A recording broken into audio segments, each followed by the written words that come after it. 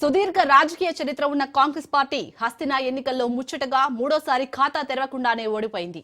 ఒకప్పుడు హ్యాట్రిక్ విజయాలతో ఢిల్లీ రాష్ట్ర పీఠంపై కూర్చున్న హస్తం ఇప్పుడు కనీసం ఆ చేతిని ఎత్తే పరిస్థితి లేకుండా పోయింది.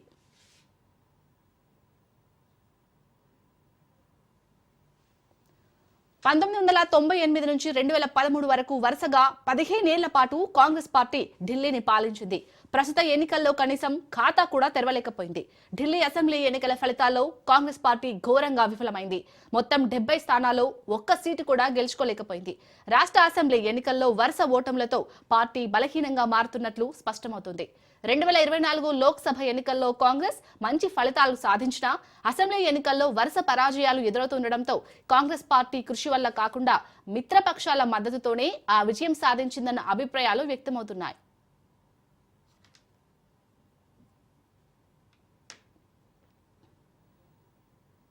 దేశంలో కాంగ్రెస్ పార్టీ పని కంచికి అన్న అనుమానాలు బలపడుతున్నాయి. ఇటీవలే జరిగిన పలు రాష్ట్రాల అసెంబ్లీ ఎన్నికల్లో హస్తం పార్టీ వరుస పరాజయాలు మూటగట్టుకుంది. హర్యానా, మహారాష్ట్ర ఎన్నికల్లో ఘోర పరాజయం పాలైంది. ఇప్పుడు ఢిల్లీలో కూడా కాంగ్రెస్ పార్టీకి అదే పరిస్థితి ఎదురైంది. ఢిల్లీ అసెంబ్లీ ఎన్నికల ఓట్ల లెక్కింపులో కాంగ్రెస్ పార్టీ ఖాతా కూడా తెరవలేదు. ఢిల్లీ ఎన్నికల్లో కాంగ్రెస్ పార్టీ ఆశించిన ఫలితాల్లో రాలేదు. ఢిల్లీ అసెంబ్లీ ఎన్నికల్లో కాంగ్రెస్ పార్టీ తీవ్ర పరాభవం చవిచూసింది. కాంగ్రెస్ పార్టీకి వరుసగా మూడోసారి శూన్య హస్తమే మిగిలింది. హస్తినా ఫలితాలతో హస్తం పార్టీ నేతలు షాక్ అవుతున్నారు.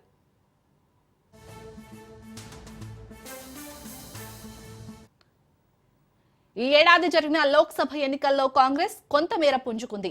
2014 లోక్సభ ఎన్నికల్లో కాంగ్రెస్ 44 స్థానాలు సాధించగా 2019 ఎన్నికల్లో 52 సీట్లు సాధించింది.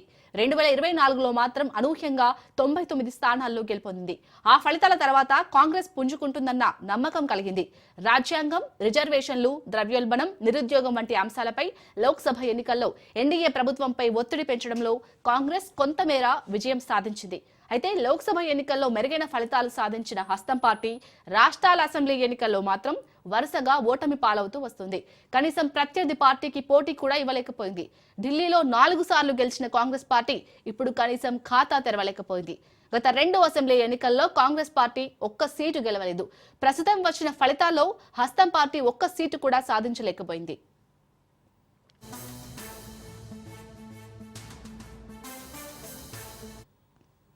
లోక్సభ తర్వాత జరిగిన హర్యానా ఎన్నికల్లో కాంగ్రెస్ ఘోర పరాజయం పాలైన విషయం తెలిసిందే.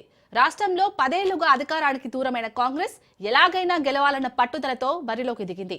హస్తం పార్టీ ఉత్సాహానికి ఎగ్జిట్ పోల్స్ అంచనాలు కూడా తోడు కావడంతో ఆ పార్టీ సంతోషంలో మునిగిపోయింది. అయితే ఫలితాల రోజు తొలుత హవా చూపిన హస్తం బీజేపీ అనూహ్యంగా పుంజుకోవడంతో చతికిల పడింది.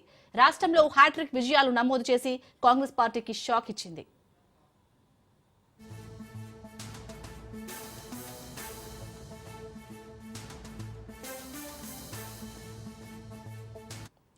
ఆ తర్వాత జరిగిన మహారాష్ట్ర అసెంబ్లీ ఎన్నికల్లోనూ ఇదే పరిస్థితి నెలకొంది. కాంగ్రెస్ నేతృత్వంలోని మహావికాస్ అఘాడీ ఘోర పరాజయం పాలైంది.